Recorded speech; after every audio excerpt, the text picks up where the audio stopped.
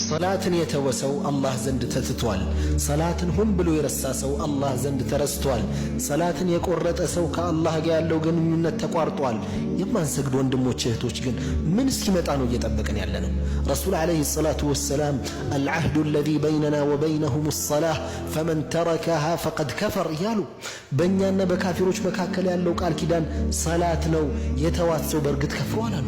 አላህ ሱብሓነሁ ወተዓላ ወላ ተሙቱነ ኢላ ወአንቱም ሙስሊሙን ሙስሊም ብትሆኑ እንጂ እንዳትሞቱ እያለን በኩፍር መንገድ ልንሞት ነው እንዴ?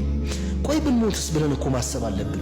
ወንድሞች እህቶች፣ ዛሬ ማደራችንን ነገ መሞታችንን እናውቃለን እንዴ? ነፍሳችን እኮ አላህ ዘንድ ነው ያለችው። እንደፈለገ ማድረግ ይችላል። አላስተዋልነውም እንጂ አንድ ትንፋሽ በተነፈስን ቁጥር እኮ እድል እየተሰጠን ነው። ወንድሞች እህቶች፣ ከኛ ውስጥ ጀነት መግባት ነው ይፈልጋል እንዴ? ወላሂ የለም። ሁላችንም ጀነትን እንፈልጋለን። ሰላት እኮ የጀነት ቁልፍ ነች። 1000 ዓመት አይኖርም ፈታ ዘና በላቦ የሚልህን በፍጹም አትስማ። ለምን? የእሱን ኑሮ አይደለም የምትኖረው። እዚህ ምድር ላይ የመጣ ነው አላህ ሱብሓነሁ ወተዓላ እኛ እንደምንፈልገው ሳይሆን እሱ እንደሚፈልገው እንድንገዛው ነው የመጣ ነው።